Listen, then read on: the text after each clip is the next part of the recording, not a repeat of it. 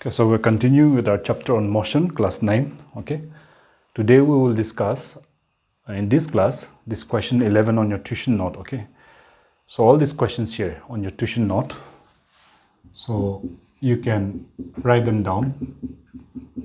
You will find this note on your tuition note. Even if you don't have, also you can write it along with it. And whether you have it, also you write. Okay, so here, starting with an example, because we know that if we get an example, the idea from an example, then it becomes easier for us. So after that, we will differentiate between uniform and non-uniform motion. I repeat, uniform and non-uniform motion is what we're going to discuss today. Okay, so let us see here. Let us take this example here. An object is moving or traveling 5 meters in the first, in 5 meters each in the first, second, and third seconds of time. Since this object is covering equal distances in an equal interval of time. So what do you mean by this? In the bottom portion of your note, you can draw. That means this object was at 0 point and is covering 5 meters. It is A is here now. After 1 second, then after 1 second again another second. See here, first second, second means time. Okay, next after 2 seconds, that means after each second, 1 second, 1 second, 2 second, he is here covering the same distance, 5 plus 5, 10, then 15 meter, another 5 meter, and he is here after 3 seconds. So after 1 second covering 1 meter, 5 meter, after 1 second again 5 meter, after 1 second covering 5 meter, and after 3 seconds he's covered 15 meter. By how? Covering equal distances, 5 meter, 5 meter, after in equal time, that is equal interval of time, 1 second, 1 second. So this is an example of uniform motion. Then let us say there is a car in the crowded place. So this car here, you can draw here, this car C is at 0 point and it start moving. But because it is a, let us say, crowded street market, let us say, here he is covering 5 meter here. First 5 meter in 1 second. Then in the next second, 1 second. In the next 1 second, where is he? 2 meter he cover in the next second. So 2 meter means 5 plus 2, 7 meter now here.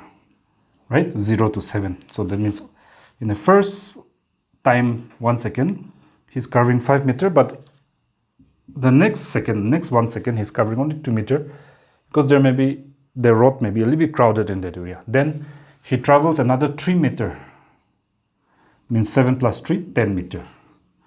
The time frame was the same, the time period was the same. So in equal gaps of time, equal interval or gaps of time, the car is traveling different distances. First 1 second, 5 meters, second, only 2 meter, 5 plus 2, 7. And then third second, 7 plus 3, 10, only 3 meter. So it is covering unequal distances in the same amount of time. Such is an example of non-uniform motion. Okay, I think that's quite okay, right? So let us now, with this simple example of everyday life that we face, let us now define what is non-uniform motion. So here we can write down, if an object, you pause the video and write this portion, okay, and then come and rejoin. If an object covers equal distances, if an object covers equal distances in equal intervals of time, okay, in equal interval of time. The word interval means equal gaps of time, interval of time. It is said to be in uniform motion, like the example we have taken just now here of the object traveling 5 meter, covering 5 meter each in every second. Okay, then here our definition is the opposite of this one. If an object like this car covers unequal distances, okay, for unequal distances in equal intervals of time, in equal intervals of time, it is said to be in non-uniform, okay, in non-uniform motion. So that is the textbook definition of uniform and non-uniform motion, of means basically movement. Okay, so this is very clear to us now. Now we'll go to point C. Okay, in order to go to point C, I would like us to remember this here. Okay, so here write it down, and then the point C is this one. Let me just go like this time. See here, point C. Okay, the distance time graph, distance versus time graph, or distance time graph. Graph means the graph paper, the drawing, the graph of a uniform motion. The graph of a uniform motion, in simple words, is a straight line. What do we mean by this? Let us do so that we can understand. Now take your scale and pencil, like I'm going to take mine. So here you draw. On your graph, usually we have your vertical line, which is the y-axis, right? And the horizontal line, which is the x-axis, if you like to mention xy. Then the meeting point of this horizontal and vertical axis is called the origin 0, value 0. Okay, and let us say on the x-axis we took time. Okay, time in seconds. This is our time in seconds, not minutes but seconds. Then here this side, let us say we took the distance in meter, because we're going to draw the graph of that first example. Okay, now we have already written, so look there and find out in the first second how much. In the first second, okay, so here B, C, so distance time graph. Okay, in the first second I need space, so I'm just writing it out anyway. Here in that first example, in the first second, distance covered was 5 meters. In the second second, in the next second, 1 second, again 5 meters. In the third second, it was 5 meters again. So this one here, let us plot the graph. Now here, let us say this is here, there is from here to here represent on your graph paper 1 second, 2 seconds, here 3, here 4, here 5. There should be equal gappings, right? Equal gappings. So let us write it properly then. 1 second represent 2, 3, 4, 5. This is your time in seconds going along this direction. Now here let us say on your centimeter graph, 1 centimeter represents, or whatever, let us say 5 meters on your graph paper. Then equal gappings, 10 meters, 15 and 20. We don't need to go beyond that, I think. So 0 to 5, 5 plus 5, 10, equal it should be. Okay, now let us plot the graph. In the first second, means after 1 second, here it was covering 5 meters, means with pencil scale you draw like this, then like this, then where they meet is the point, right? The point here. This point is nothing but 1 second. We always write the x-axis value first, 1 second, and the y-axis value, the distance, we write second. 1 second, 5 meters. That's the first value. So this is the point. Then in the next second, means after another second here, 2. Here again 5 meters. So at 2 seconds, after 2 seconds, 1 plus 1, 2 seconds, it has covered 5 plus 5, now 10. So here you can plot it like this. Even if you don't have graph paper, you can just draw, because it will give you you'll understand very clearly with this if you draw properly also. So here the value of x should be written first, like here. So 2 seconds we write first, comma, distance covered is from here to here, so this will be 10, 5 meter, but together 5 plus 5, 10, right? 210. Then if you plot the third value here after 3 seconds, 1 plus 1 plus 1, 3 seconds, right? It has covered 5 plus 5 plus 5, 15. So 3 and 15. So you go here like this, and from here, so they meet here. So this is the point. So this is after 3 seconds, it is at 15 meter distance. Always we write the x value first, comma, and the y value second. Okay, that's how we plot our graphs. Then if you draw, join these points, these dots, you will find out that the graph of this object in uniform motion is always a straight line, usually passing through the origin. Okay, if it started from stationary position. Okay, so this is what it means by here. So point number you have already written, but B, C, distance versus time graph of uniform motion is a straight line, as you can see here. So when it is in uniform motion, the graph is always a straight line. Now how about the next one? Here in the next one, see distance time graph. Okay, distance time graph of a non-uniform motion of a non-uniform motion is a curved line. Okay, it's not a straight line, it is a curved line. Let us see how it comes out with the example that we have given in A. So like this we draw. Okay, so you draw it, and here your x value, this side, then this is your x-axis, and this is your y-axis. On the y-axis we have decided to take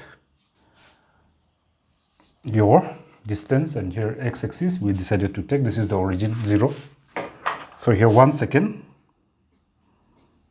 okay, 2 seconds, 3, 4, up to there enough, up to 3 seconds only, but up to you. So this is your time in seconds in this direction, and this is your distance in meter in this direction going up. So here equal gappings, 5, 10, 15, that's enough I think, and 20 if you want to take one more. Equal gappings, equal gap, and 20. Maybe you can take 1 centimeter from your scale. Okay, then you'll get a proper graph. Then here, if you draw this graph, in the first second, go back to your note, it covered how many? 5 meters. So after 1 second it covered 5 meter, means like this. With your scale pencil you can do. So this is the point. After 1 second, 5 meter covered. Then in the next one, in the next second, 2 meters. So here, after next second means 1 plus 1, 2. 2 meter means 5 already. So in the next second, 2 meter means 5 plus 2. So we would imagine here 5, 6, 7, 8, 9, 10. Then 5, 6, 7. Next second is only 2 meters. So 1, 2 meter again. So this will come from here, right? From here, it will come and then meet up this line from here, and you will get this point. This is there. In the next second means 1 plus 1, 2 seconds. After 2 seconds, 5 plus 2 meter is 7 meter, like that. I hope you're getting. And then the third second it covered 3 meter, means in the third second here, 3 meter means up to here now 7, you see, up to here 7.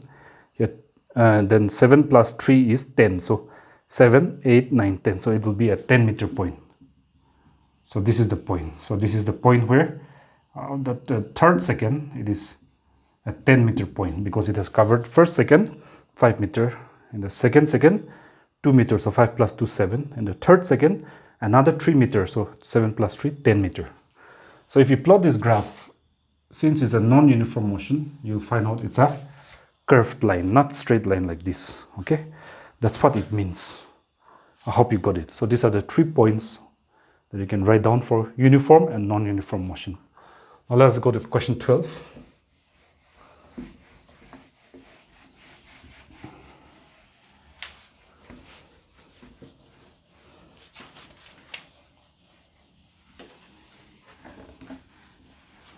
Okay, question number 12 on your tuition note.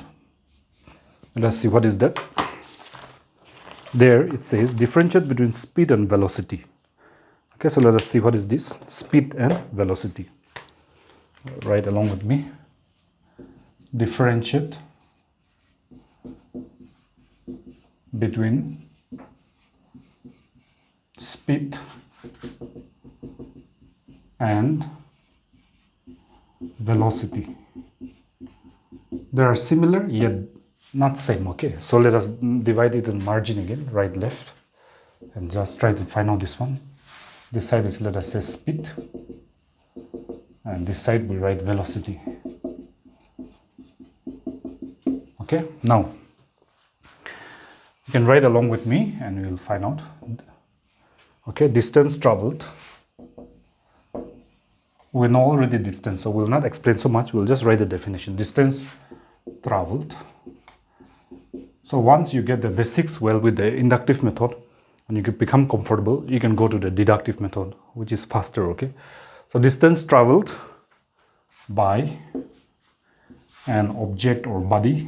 Okay, distance or by an object per unit time. Per means divided by, per unit time is called speed.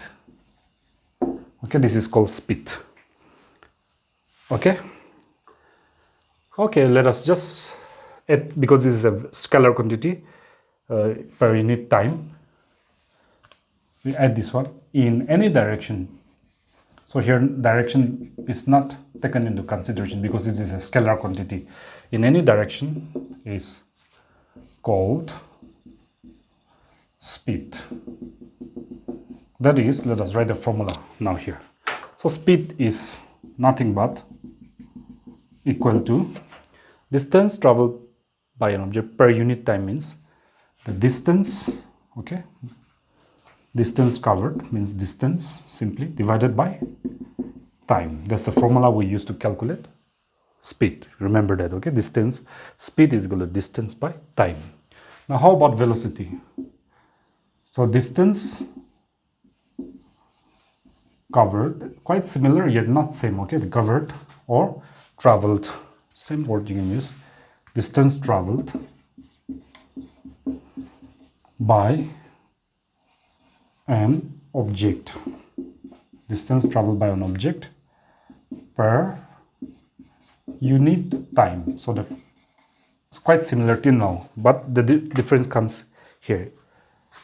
In a specified direction. So it's not any direction, specified direction, because velocity is a scalar quantity. Specified direction is called velocity.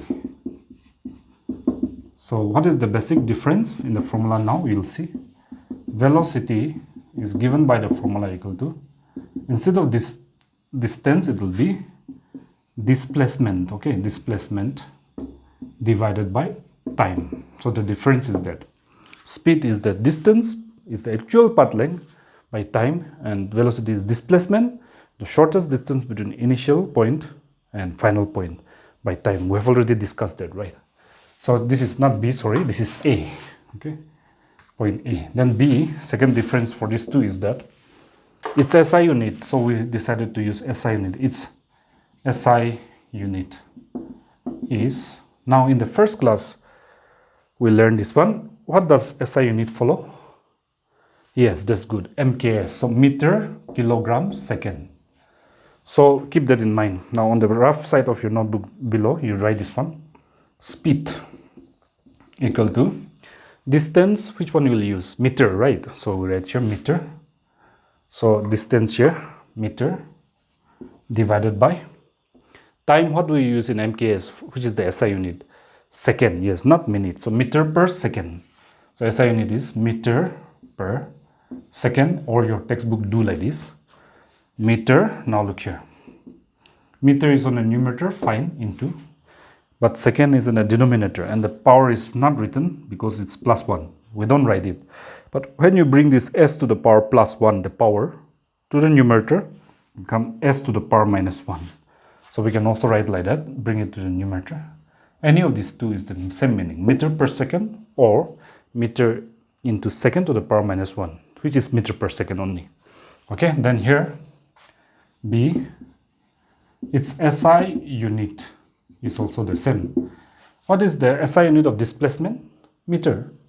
And time, second. So it will be is meter per second or meter to the power second to the power -1. So they have the same SI unit. Both velocity and speed have the same SI unit.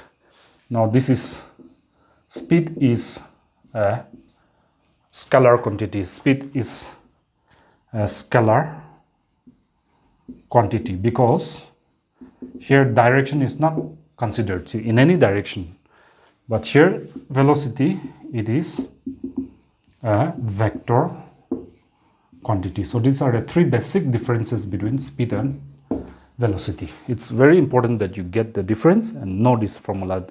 Speed is distance covered by time, velocity is displacement, distance, displacement is the difference by time. Otherwise the unit is same. One is scalar, the other is vector. There is another difference. Okay, so point number B is not actually a difference. They have the same SI unit. Okay, now one more question, 13. Let us go there and discuss. Three important questions we are discussing, and we'll try to cover 8 and 10 also. If not, we'll go to the next class for question number 8 and 10 on your tuition note. Okay, all these question numbers are according to your tuition note, but please write them down, okay, on your tuition copy. Question number 13. Let us see, what is this? Differentiate between average speed and average velocity. Just now we said speed and velocity. Now we're going to go to another term called differentiate. Slight difference is there. Differentiate between average speed and average velocity. The word average is new here. Okay, so let us continue. Now here, let me write and explain it to us. In non-uniform motion, okay, in non-uniform, you know what is non-uniform now? Covering unequal distance in equal interval of times. In non-uniform motion, okay, in non-uniform motion, speed is calculated. Speed is calculated by, okay, calculated by dividing total distance. Instead of simply distance, the word total comes in. Total distance covered or traveled, dividing total distance covered by total time taken. So the word total is coming in the average. We'll try to explain this. This is called, okay, average speed. So here, the formula that we discussed just now, speed is equal to distance by time. That one was for uniform motion. But when a body in real life, now why did this average speed come in? Because in real life, the car that we go travel in hardly travels by the same distance. From KOHIMA to Dimapur you go, then it's very difficult for the car to travel at the same uniform speed because it will face bad road condition, has to stop, slow down, right? So most of the motion that we see around us are non-uniform. That's why we need to bring in average speed. We cannot use that formula distance by time. So for non-uniform motion that we face daily in our daily life, the formula is this one: average speed is equal to total distance divided by total time. I hope you're getting it. For uniform motion, it's simply distance by time, okay? Because it will be covering equal distance in equal time, right? Next, so this is the average velocity. Now here, in case of uniform velocity means the object is making equal displacements in equal interval of time, okay? So in case of uniform velocity,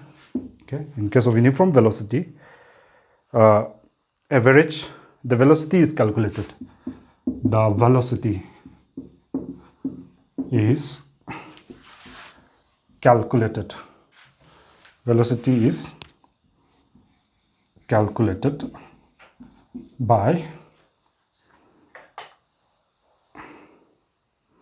calculated by the arithmetic mean, MEAN, this is important, of initial u and final velocity. Final velocity denoted usually by v. This is called average velocity. So let us write the formula, that is average velocity is equal to u plus v. Mean of u and v means u plus v, and there are two terms here, so divided by 2. Mean means number of items by, mean means sum of the items by number of items. Here number of items is only 2. Suppose there was plus f also 3 items, then mean means divided by 3 number of items. So mean means total items divided by number of items. So here number of items only 2 items. U and V are the only 2 items. So mean is divided by 2 therefore. Had there been 4 items, it would have been divided by 4 in other words. So this is the formula for average velocity when it's in uniform velocity. But there is another side note to this. In real life, velocity is often non-uniform, right? Non-uniform velocity. So you write down for non-uniform velocity, the formula, formula is, now you can stop up to here if this question comes, but this is to calculate, okay? For non-uniform velocity, the formula is average velocity is equal to total displacement, just like for speed. Total displacement divided by the total time taken. This is the formula for non-uniform velocity. If it is uniform velocity, then it's quite easy here. We have u plus v by 2, okay? So this is your question number 11, 12, and then 13. 8 and 10 are textbook questions. Let's see whether we'll get time to go there. Okay, let us try to cover that also. Question number 8. I'll ask you to go to your tuition note. Is question number 8. But on your textbook it's there. So it's a textbook question, so you open your textbook also. Question number 8. Okay. Question number 8 is textbook question 2. Textbook question number 2. You'll find this on your textbook page 107. Question number, 8, 9. Sorry, this one is 9. You just make a correction. We'll do 9. 9, okay? 9. 8 we'll do later in the numericals. 8. That's correct, 8. 8 is not a numerical, 8. Question number 8, textbook. Question number 1, Question number 1, page 107. So let us do that. Let me read the question. On your tuition note also is written. If you don't have tuition note, textbook page 107. An object has moved through a distance. Can it have zero displacement? If yes, support your answer with an example. Remember, in your differentiate between distance and displacement, we found that displacement can be 0. Yet the answer is yes, but we have to give an example to support our answer. So let us just write it down. Let's say, okay, answer, okay. Let's take a very simple example that all of us can relate to. A car traveled, okay, a car traveled from KOHIMA, okay, KOHIMA to Dimapur, okay, to Dimapur. Travel from KOHIMA to Dimapur. A distance of, we know, is 74 kilometers, okay, on the road, by road, and returned back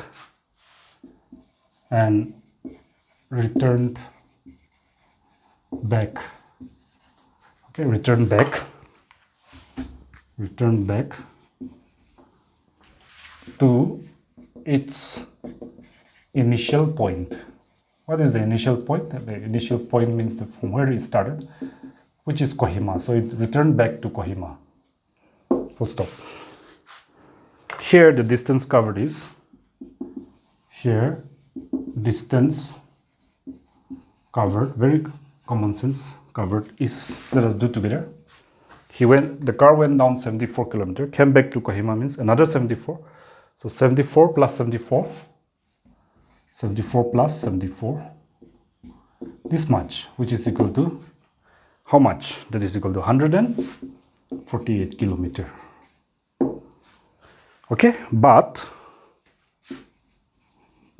what is the displacement? But displacement, write your displacement.